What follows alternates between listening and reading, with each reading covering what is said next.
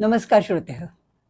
गेली वेळ आपण पाहिलं होतं की दशरथ राजाला अ, काही अपत्य नव्हतं आणि त्यामुळे त्याला अपत्य प्राप्तीची इच्छा होती.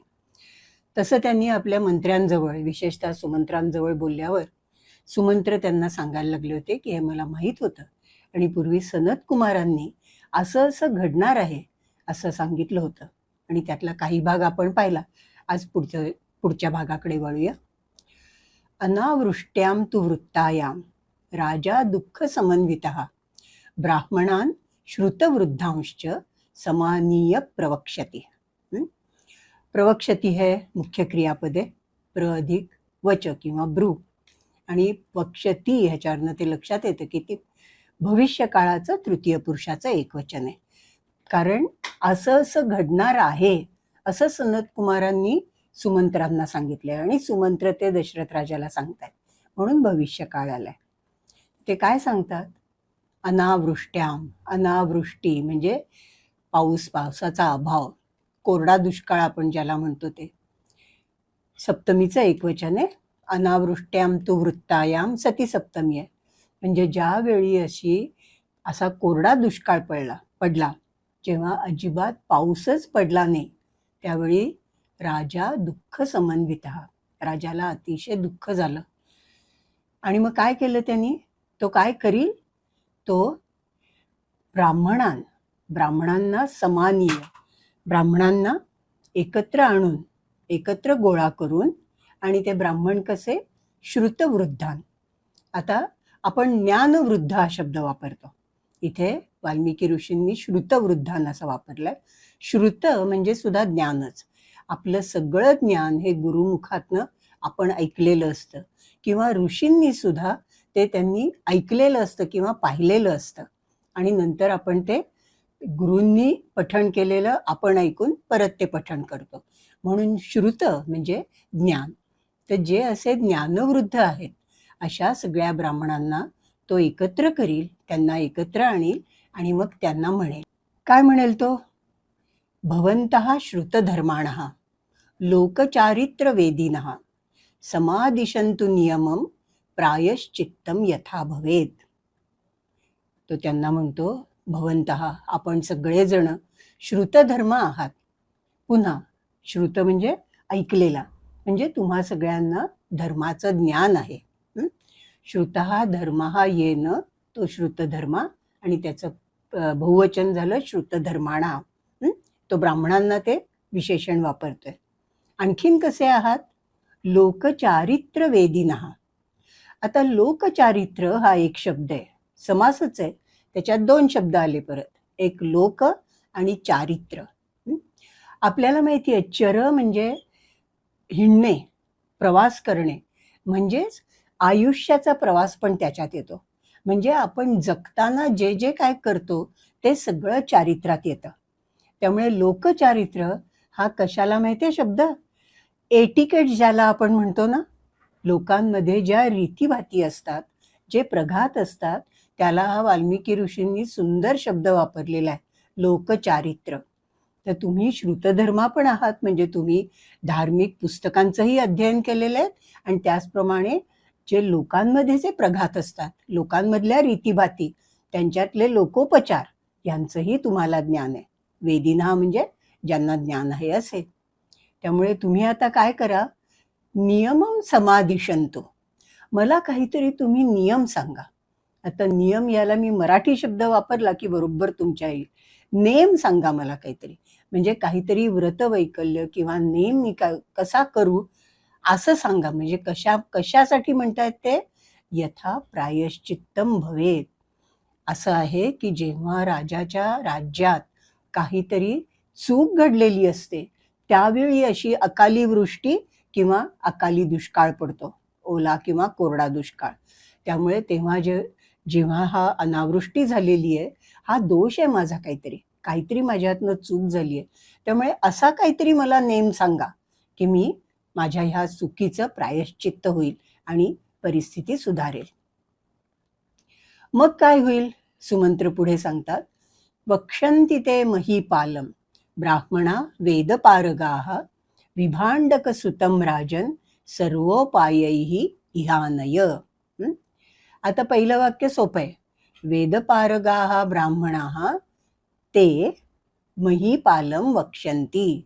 मग तिथे जमलेले ते सगळे जे ब्राह्मण आहेत, त्यांनी ज्यांना एकत्र बोलावलेलं आहे आणि ते कसे आहेत सगळे वेदांमध्ये पारंगत, ते मग राजाला म्हणतील वक्ष्यन्ति. पुन्हा आपण पाहिलं भविष्य काळाचं आता तृतीय पुरुषी बहुवचनाचं रूप आहे, कारण ते सगळे ब्राह्मण आता त्याच्याशी बोलत आहेत. ते काय सांगतात, हे राजन, अरे राजा, तू काय कर, विभांडक सुत, म्हणजे विभांडक नावाचे जे ऋषी आहेत त्यांचा मुलगा आहे, त्याला तू सर्वोपायैहि इह आनय. इह म्हणजे इथे आण, आनय आधिकनीचं आज्ञार्थाचं द्वितीय पुरुषाचं एकवचन, तू त्याला इथे आण. कसं, सर्वोपायैहि. आता सर्व उपायांनी म्हणजे काय, कुठल्याही प्रकारे कुठलाही उपाय जो तिथे काम करेल अशा सगळे उपाय तिथे वापरून त्याला काहीतरी करून तू त्याला इथे आण. मग काय कर, आनायच महीपाल ऋष्यशृंगम सुसत्कृतम प्रयच्छ कन्याम शांताम वै विधीना सुसमाहितः. आता विभांडक सुताचं अजून नाव नाही सांगितलेलं आपल्याला, मग आता ते सांगतायत.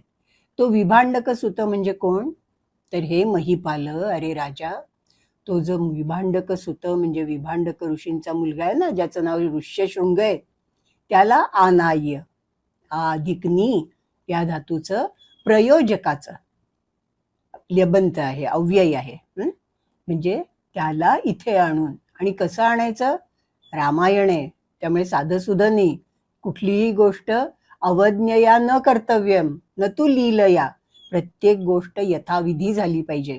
त्यामुळे सुसत्कृतम, त्याला जेव्हा तुम्ही इथे आणाल तेव्हा आधी त्याचा सत्कार करा आणि मग त्याला इथे आणा. आता सुसत्कृतम म्हणजे उत्तम प्रकारे आदर केलेला. सत्कार आपल्याला माहिती आहे, बंगालीत त्याचा अर्थ अगदी वेगळा होतो, पण सत्कृ म्हणजे चांगल्या प्रकारे वागणूक देणे, आणि सुसत्कृतम म्हणजे अतिशय उत्तम प्रकारे. तर तुम्ही जेव्हा आपण सुसत्कृतम हे उद्देशाकडे जेव्हा विशेषण घेऊ ना, तेव्हा अतिशय उत्तम प्रकारे सत्कार करून मग ऋष्यशृंगांना इथे घेऊन या असा अर्थ होईल. आणि पुन्हा सुसत्कृतम हे प्रयच्छकडे जर घेतलं तर ते ह्याच्या क्रियाविशेषणासारखं होईल, की मग त्याचा योग्य प्रकारे सत्कार करून शांता ही जी तुमची मुलगी आहे त्या मुलीचा विधीना म्हणजे योग्य प्रकारे विधीपूर्वक सुसमाहितः अतिशय एकाग्र मनाने सुसमाहितः हे समास झाला, शोभनम समाहितः म्हणजे अगदी पूर्णपणे समाहित, आणि समाहित आपल्याला माहिती आहे सम आधा याचं विशेषण आहे. म्हणजे सगळी तुमची इंद्रिय एकाग्र करून, म्हणजे एकाग्र मनाने योग्य विधीपूर्वक आपली मुलगी जी शांता ती त्याला तू लग्नात म्हणून दे, त्याला दे म्हणजे कन्यादान कर त्याला. तेषांतु वचनम श्रुत्वा राजा चिंतां प्रपत्स्यते केनोपायेन वै शक्यः ह्या नेतुं स वीर्यवान. सांगितलं खरं त्या ब्राह्मणांनी, पण त्यांचं ते वचन ऐकून, तेषां तु वचनम श्रुत्वा, त्यांचं ते बोलणं ऐकून राजाला काही लगेच मार्ग सापडला असं नाही. राजा चिंतां प्रपत्स्यते, प्रपत्स्यते पुन्हा प्र अधिक पद या धातूचं भविष्य काळाचं तृतीय पुरुषी एकवचन. राजा काळजीत पडतो, काळजीत पडेल, भविष्य काळ आहे ना. काय काळजी वाटते त्याला, सहा वीर्यवान केन उपायेन इह आनेतुं शक्यः, तो असा वीर्यवान म्हणजे वीरपुरुष, त्याला काय उपायाने काय केलं म्हणजे त्याला इथे आणणं शक्य होईल, कुठल्या उपायाने त्याला इथं आणता येईल, असं त्यांना प्रश्न पडला राजाला. आजी पडलाने पडेल असं सुमंत्र सांगतायत.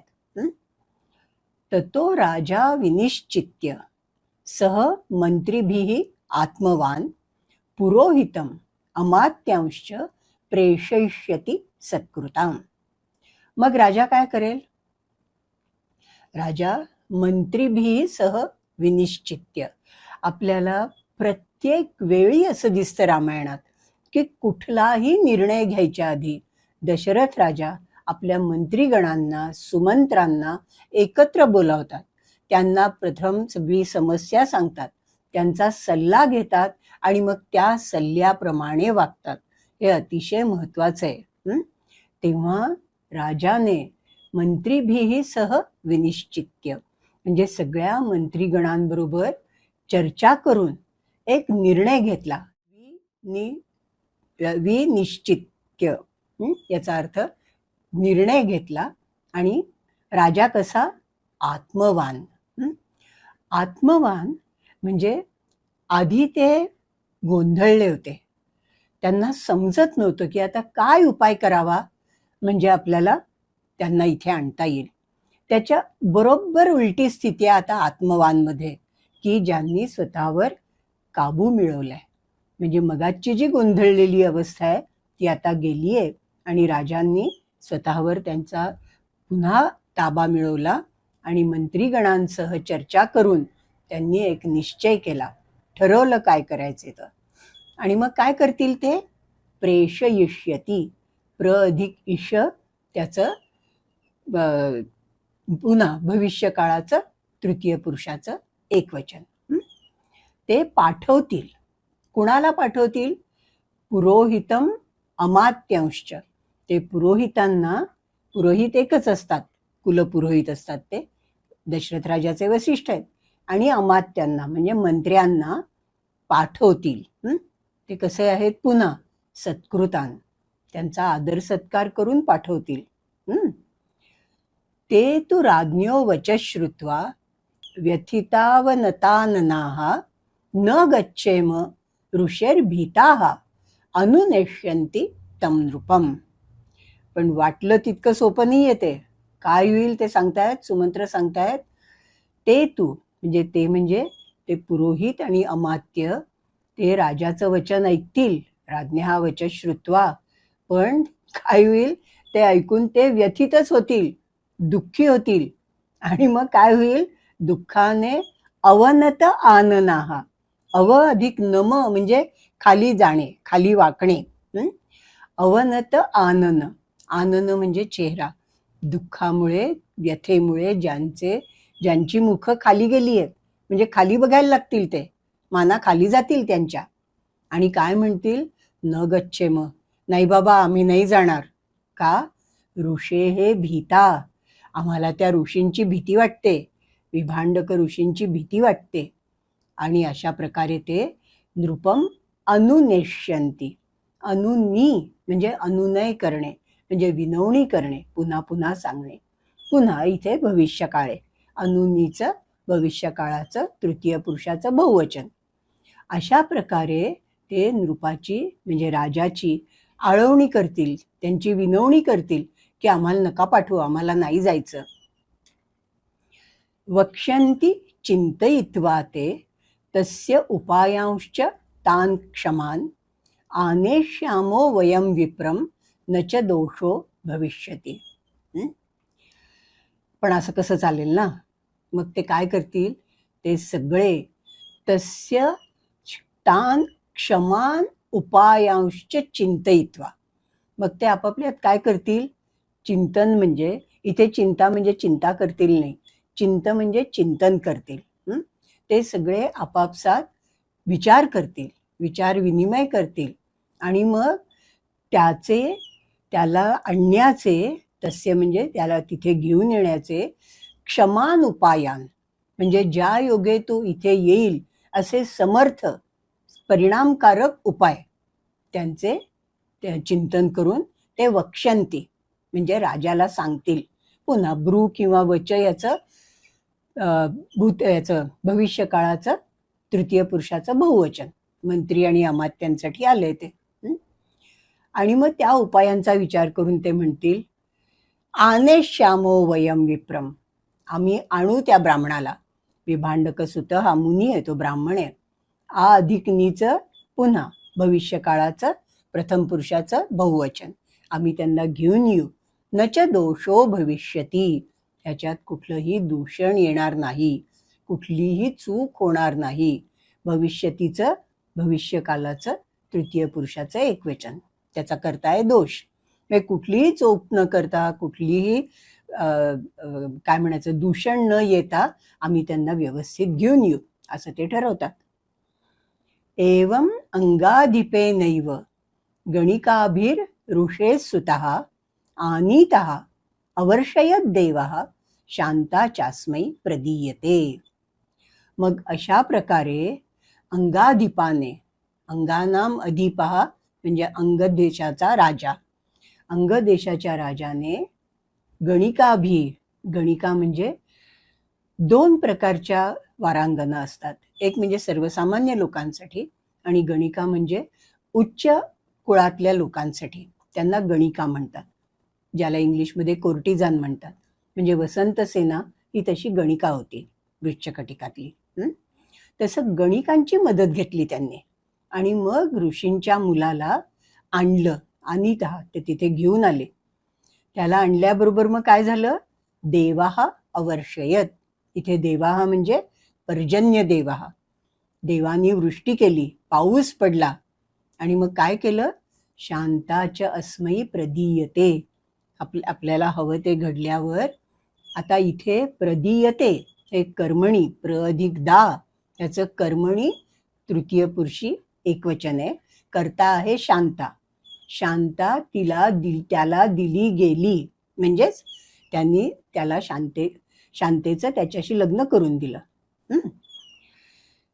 ऋष्यशृंगस्तु जामाता पुत्रांस्तव विधास्यति सनत कुमार कथितम एतावत व्याहृतम मया. आता मूळ मुद्द्यापाशी सुमंत्र पोचतायत. आणि त्यावेळी असं सांगितलं होतं की ऋष्यशृंग हे जावई, ते तुझे जावई होतील आणि ते तव पुत्रान, ते तुला मुलं मिळवून देतील. विधास्यती, वि अधिक धा म्हणजे कृती करणे, विधी म्हणजे कृती. त्यामुळे विधास्यती हे पुन्हा भविष्य काळाचं तृतीय पुरुषाचं एकवचन. कर्ता आहे ऋष्यशृंग. मग अशा रीतीने शांतेचं ऋष्यशृंगाशी लग्न झाल्यावर, तो तुझा जावई झाल्यावर, तो तुला पुत्रांची प्राप्ती करून देईल. आता हे सगळं मला सनत कुमार कथितम, हे सगळं मला एतावत, एवढे हे जे सगळं आहे हे मला सनत कुमारांनी सांगितलेलं आहे असं सुमंत्र त्याला सांगतात. आणि तत् मया व्याहृतम, ते मी तुम्हाला सांगितलं असे ते दशरथ राजाला म्हणतात.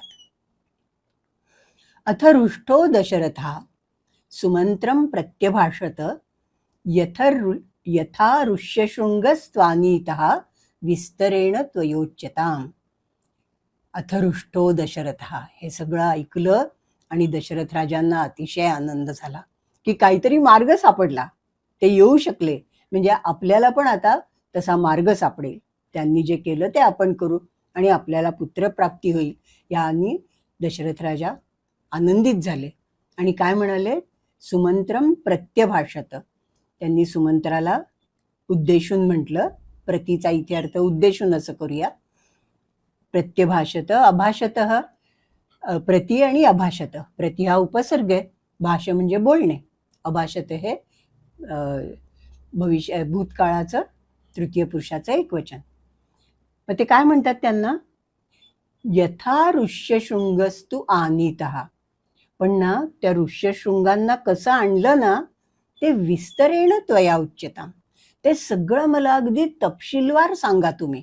नुसतं त्याला आणलं तिथे असं नको, मला सगळं व्यवस्थित सांगा की काय युक्ती केली, कसं त्यांना आणलं, कुठल्या उपायाने आणलं.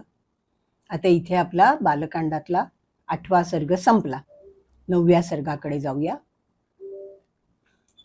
सुमंत्रश्चोदितो राज्ञा प्रोवाचेदं वचस्तदा यथा ऋष्यशृंगस्त्वानीतः शृणु मे मंत्रिभिः सह. राज्ञा चोदितः सुमंत्रः तदा इदं वचः प्रोवाच. हे साधं वाक्य झालं. राजांनी अशी आज्ञा केल्यावर किंवा अशी विचारणा केल्यावर सुमंत्रांनी पुढे जे आता येईल त्यावेळी ते हे त्यांना राजाला उत्तर दिलं. प्रोवाच इदं वचः असं म्हणाले. काय म्हणाले ते? हे राजा, शृणु, ऐका तुम्ही, आणि मंत्रीभीसह मी आता जे काय सांगणार आहे ना ते ह्या सगळ्या मंत्र्यांच्या समवेत तुम्ही ऐका. काय ऐकायचे? यथा ऋष्यशृंगस्तु आनीतः, काय प्रकारे त्यांनी योजना केली आणि काय उपायाने ऋष्यशृंगाला ते घेऊन आले ते तुम्ही आता ऐका. रोमपादम उवाचेदम सहामात्या पुरोहितः उपायो निरपायोयम अस्माभिः अभिचिंतितः. मग त्यावेळी काय झालं? रोमपाद हे राजाचं नाव आहे. ते जे पुरोहित होते राजाचे, सुमंत्र सांगतायत हा, ते जे पुरोहित होते ते अमात्यांसमवेत होते तिथे. ते पुरोहित सहामात्या म्हणजे इथे त्याचा अर्थ की अमात्यांच्या परवानगीने ते रोमपादम उवाच, ते रोमपादाला असं म्हणाले. काय म्हणाले? अस्माभिः उपायः अभिचिंतितः, आम्ही आपापसात विचार करून एक उपाय शोधून काढलेला आहे, एका उपायाचा विचार केलेला आहे. अयम, आणि तो उपाय हा आहे. आणि मुख्य काय त्यातलं? निरपायः, अपाय नाही याच्यात, कुठलीही याच्यात कोणालाही इजा होणार नाहीये, कोणालाही काही त्रास होणार नाहीये. निर्गतः अपायः यस्मात् सहा, असा हा अत्यंत निरुपद्रवी उपाय आहे, पण हमखास त्याचा आपल्याला प्रत्यय येईल. तर असा आम्ही विचार करून ठरवलेला आहे. तर ते आता ते सांगतील. ऋष्यशृंगः वनचरः तपस्वाध्यायने रतः अनभिज्ञस्य नारीणां विषयाणां सुखस्य च. आपल्याला माहिती आहे त्या सबंध रानात एकटे ते विभांडक ऋषी आणि त्यांचा मुलगा असे ते राहत होते. तो तर झोपडीतनंही बाहेर पडत नव्हता ऋष्यशृंग. त्यामुळे ते म्हणतात ऋष्यशृंग कसा आहे? वनचर आहे. जास्तीत जास्त तो वनात इकडे तिकडे फार तर फिरतो. आणि काय करतो तो? तप आणि स्वाध्याय. स्वाध्याय आपण नेहमी म्हणतो, आपल्याला परिचित शब्द आहे इथे, आणि अध्ययन पण आपण नेहमी म्हणतो. इथे मात्र ते दोन्ही एकत्र आलेत आणि वेगळा स्वाध्यायन असा शब्द वापरलेला आहे. ते नेहमी तो कसात गुंग असतो, रत असतो, तप आणि स्वाध्याय. याच्या पलीकडे तो दुसरं काहीही करत नाही. या दोनच गोष्टीत तो सतत व्यग्र असतो. आणि पुन्हा तो कसा आहे? नारीणाम अनभिज्ञ, अभि अधिक ज्ञा म्हणजे जाणीव असणं, ज्ञान असणं, अभिज्ञ म्हणजे माहिती असणं. पण हा तर नारीणाम अनभिज्ञ, स्त्रियांच्या बाबतीत याचं ज्ञान शून्य आहे, काहीही याला माहिती नाही. आणि तसंच विषयाणाम सुखस्यच्या अनभिज्ञ, सतत तपच करायचं किंवा अभ्यासच करायचा. त्यामुळे इंद्रियच्या संबंधातली जी सुख असतात की काहीतरी चांगलं दृश्य बघावं, काहीतरी चांगलं खावं, अशा कुठल्याही सुखाची त्याला काहीही जाणीव नाहीये. त्याला फक्त तप आणि स्वाध्याय ह्याच्यातच तो रमलेला आहे. इंद्रियार्थैः अभिमतैः नरचित्त प्रमाथिभिः पुरम आनाययिष्यामः क्षिप्रम च अध्यवसीयताम. त्यामुळे ते सांगतायत की आनाययिष्यामः, आ अधिक नी आणणे, आनाय हे आणवणे. आता ते मंत्री आणि पुरोहित आहेत, ते काही स्वतःनी जाणार त्याला आणायला, ते आणवणार. ते कोणीतरी दूत पाठवतील आणि त्यांच्या करवी घेऊन येतील. म्हणून ते म्हणतात आम्ही त्याला नगरीत, या पुरात, या नगरीत आनाययिष्यामः, इथे आम्ही त्याला आणवून घेतो. क्षिप्रमच्या अध्यवसीयताम, आणि त्यामुळे तुम्ही पटापटा सगळी तयारी करा. अधि प्लस अव, अधि अधिक अव अधिक सो, म्हणजे सगळा निश्चय करा, म्हणजे तयारी करा, सगळे तुम्ही तयार राहा. आणि आम्ही त्याला कसं आणणार आहोत? इंद्रियार्थैः अभिमतैः नरचित्त प्रमाथिभिः. इंद्रियार्थैः म्हणजे इंद्रियांचे जे विषय त्यांच्यात आणि ते अभिमत, ते त्याला त्याच्यात रुची उत्पन्न होईल. आणि ते इंद्रियार्थ कसे आहेत? नरचित्त प्रमाथिभी, भल्या भल्यांची, नर म्हणजे माणसं, भल्या भल्या माणसांचं चित्त ढवळून काढणारे अशा सगळ्या इंद्रियार्थांनी, इंद्रिय सुखांनी आम्ही त्याचं प्रलोभन दाखवून त्याला आम्ही नगरीत घेऊन येतो. आणि पुढे काय करायचं त्याची तुम्ही सगळी तयारी करा. काय काय व्हायला पाहिजे मग? गणिकास्तत्र गच्छन्तु रूपवत्याः स्वलंकृताः प्रलोभ्य विविधोपायैः आनेष्यन्ति इह सत्कृताः. गणिकाः तत्र गच्छन्तु, आपल्या ज्या वारांगना आहेत, ज्या गणिका आहेत, त्यांनी तिथे जावं. तत्र गच्छन्तु हे आज्ञार्थाचं तृतीय पुरुषाचं बहुवचन आहे. म्हणजे त्यांनी तिथे जावं. आणि त्या कशा आहेत गणिका? रूपवत्या, मुळातच सुंदरच आहेत, त्यातनं स्वलंकृत आहेत, त्यातनं सुअलंकृत म्हणजे उत्तमोत्तम अलंकार घातलेले आहेत त्यांनी. त्या काय करतील? प्रलोभ्य. आता प्र अधिक लुभ म्हणजे स्वतःलाच लोभ होणे, मोहून जाणे. प्रलोभ हे त्याचं प्रयोजक आहे. आणि त्याचं अव्यय प्रलोभ्य म्हणजे ते त्याला वेगवेगळी प्रलोभनं दाखवून, विविधोपायही वेगवेगळे उपाय करून, वेगवेगळ्या मार्गांनी त्याला इह आनेष्यन्ति, इह म्हणजे या नगरात घेऊन येतील. आणि कशा? सत्कृताः. आता सत्कृताः याचे दोन अर्थ होतील. जर आपण हे, आता आपल्याला माहिती आहे की भूतकालवाचक विशेषण आहे. सत्कृताः म्हणजे ज्यांचा आपण योग्य सत्कार केलेला आहे, योग्य त्यांना मान दिलेला आहे असं पण होईल. पण इथे संदर्भाने असं होईल ज्यांनी त्या ऋष्यशृंगाला योग्य मान दिलेला आहे, म्हणजे कर्तरी प्रयोग इथे घ्यायला पाहिजे. अशा प्रकारे त्याला इथे घेऊन येतील. श्रुत्वा तथेति राजाच प्रत्युवाच पुरोहितम पुरोहितो मंत्रिणश्च तथा चक्रुश्च ते तदा. हे ऐकलं, श्रुत्वा हे ऐकलं आणि राजा तथा असं म्हणाला. तथा इति, ठीक आहे असं म्हणाला. कोणाला म्हणाला? पुरोहितांना आपल्या. आणि मग पुरोहित आणि मंत्री यांनी मिळून तथा चक्रू, जसं ठरवलेलं होतं तसं सगळं चक्रू, क्रू या धातूचं परोक्ष भूतकाळाचं तृतीय पुरुषाचं बहुवचन, त्यांनी जसं ठरवलं होतं तसं सगळं अंमलात आणलं. तशा सगळ्या गोष्टी भराभर पार पाडल्या. वार मुख्यास्त तच्छ्रुत्वा वनम प्रविविशुर्महत् आश्रमस्य अविदूरेस्मिन् यत्नं कुर्वन्ति दर्शने. वारमुख्या, वारमुख्या हा गणिकांसाठी आलेला दुसरा शब्द. वारांगना, मुख्य वारांगना अशा अर्थाने वारमुख्या. त्या सगळ्या गणिकांनी तच्छ्रुत्वा ते सगळं ऐकून घेतलं काय काय करायचे ते. आणि वनम महत् वनम प्रविविशु, त्या गहन वनात त्यांनी प्रवेश केला. आणि मग काय केलं?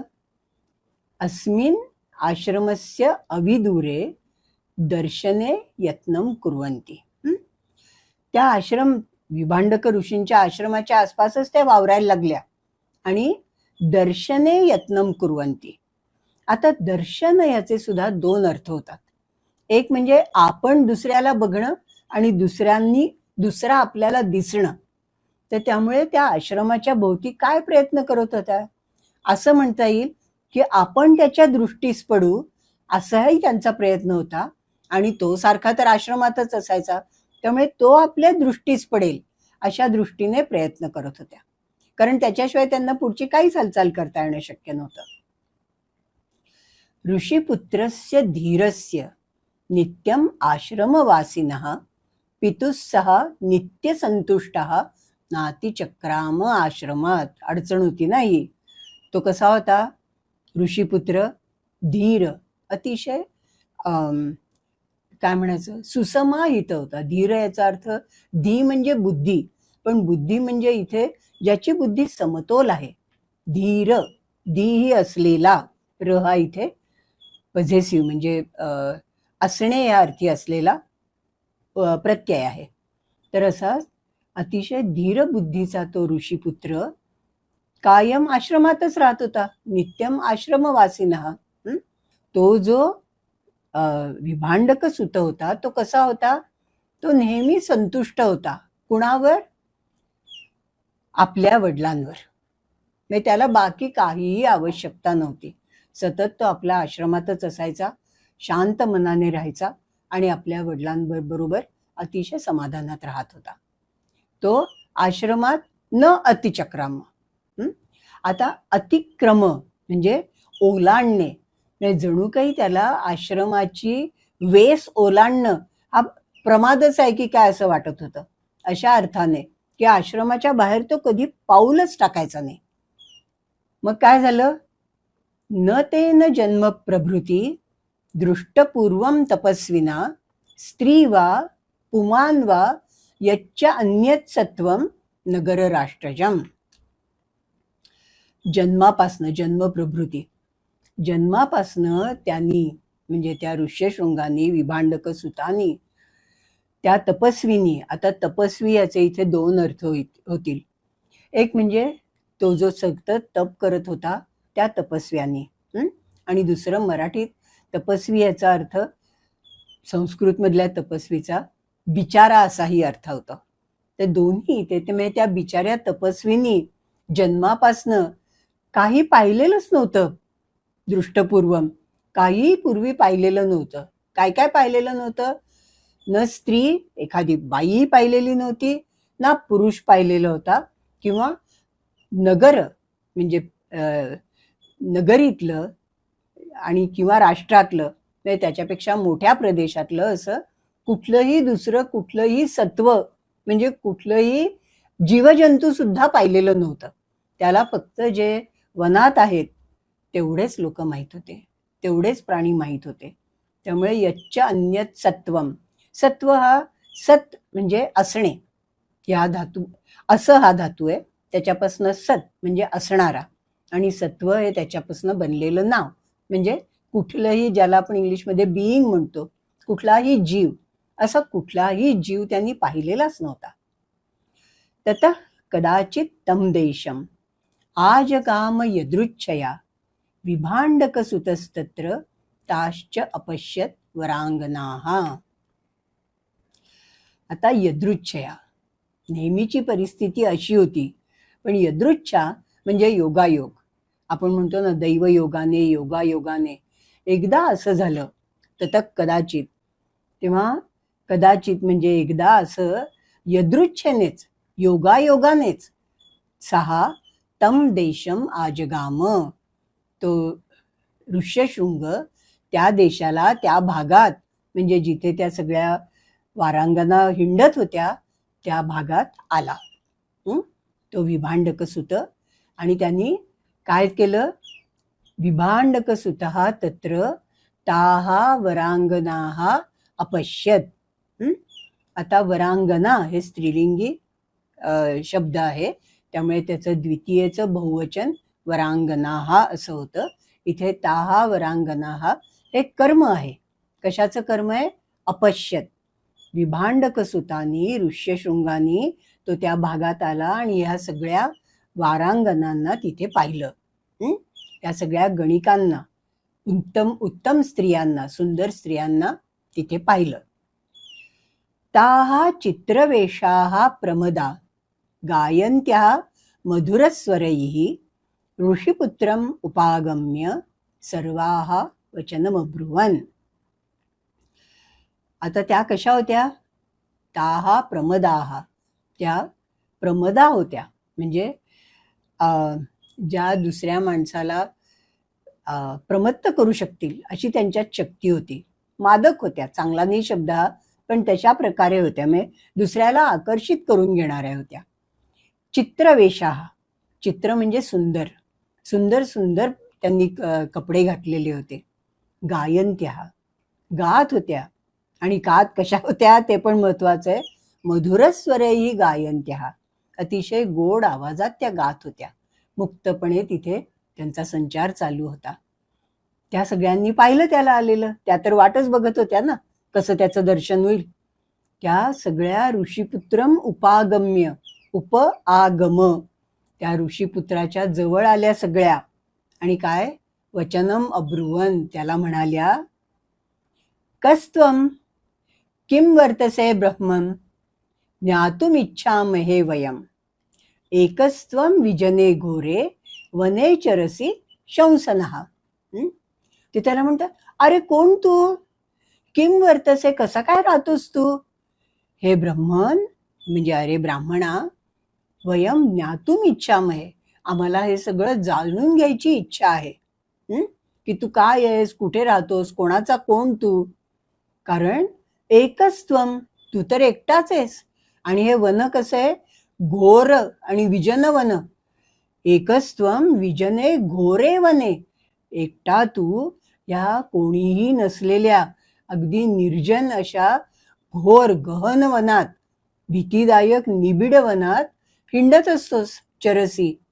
शंसना, सांग बरं आम्हाला सगळं, तू कोण, कुठला, का असा एकटा आहेस ते. अदृष्ट रूपा तास्तेन काम्य रूपा वने स्त्रिया हार्दात तस्य मतिर्जाता आख्यातुम पितरम स्वकम.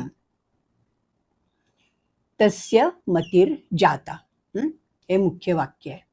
त्याला आपण सांगावं, म्हणजे त्याला मतिर्जाता म्हणजे त्याचा निश्चय झाला, त्याचा विचार झाला. हार्दात तस्य मतिर्जाता म्हणजे अगदी त्याला हृदयापासनं वाटलं. हृद म्हणजे हृदय आणि हृदयापासनं हार्द हे विशेषण. हार्दात तस्य, त्याच्या हृदयापासून त्याला असा विचार, असं जाणवलं की पितरम स्वकम आख्यातुम, आपल्या वडिलांबद्दल सगळं सांगावं असा त्यांनी निश्चय केला. खरं तर त्या सगळ्या स्त्रिया होत्या काम्य रूपा, म्हणजे ज्यांचं रूप अतिशय हवंहवंसं वाटावं अशा त्या स्त्रिया होत्या.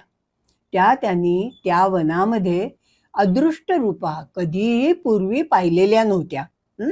नवीन लोक होते हे सगळे. तरी सुद्धा त्याला मनापासून असं वाटलं की आपण आपल्या वडिलांबद्दल सांगावं यांना. तर तो सांगायला लागतो, त्यांना वाटतं की सांगूया आपण यांना. तो म्हणतो, पिता विभांडकोस्माकं तस्याहं सुत औरसः ऋष्यशृंग इति ख्यातं नाम कर्मच मे भुवी. आता बघा तुमच्या इथे लक्षात येईल, तो मम पिता म्हणत नाही, एकटाच आहे ना खरं, पण तो अस्माकं म्हणजे षष्ठीचं बहुवचन वापरतो. आमच्या वडिलांचं नाव आहे विभांडक असं म्हणतो. विभांडक आमचे वडील आहेत, पण पुढे मात्र अहम म्हणतो. आणि त्यांचा मी औरस म्हणजे त्यांचा मुलगा आहे. ऋष्यशृंग इति ख्यातम, मे नाम ऋष्यशृंग इति ख्यातम. तुम्ही मला विचारताय माझं नाव काय, तर माझं नाव ऋष्यशृंग म्हणून प्रसिद्ध आहे. ख्या म्हणजे सांगणे, ख्यातम म्हणजे सांगितलेलं आहे, म्हणजे सगळ्यांना सांगितलं जातं म्हणून ते प्रसिद्ध होतं. त्यामुळे माझं नाव आहे ऋष्यशृंग आणि ते प्रसिद्ध आहे. आणि कर्मच मे भुवी. आता तुम्ही मला म्हणताय की तू कोण, तर ते मी सांगितलं, कस्त्वम, मी असा ऋष्यशृंग, हे विभांडक ऋषींचा मुलगा आणि माझं नाव ऋष्यशृंग. आता कथम वर्तसे म्हणजे मी काय काय करतो, तर तो म्हणतो भुवी कर्मच, आणि माझं काम असं असं आहे. तो काय काय करतो हे आपण पुढच्या वेळी बघूया. धन्यवाद.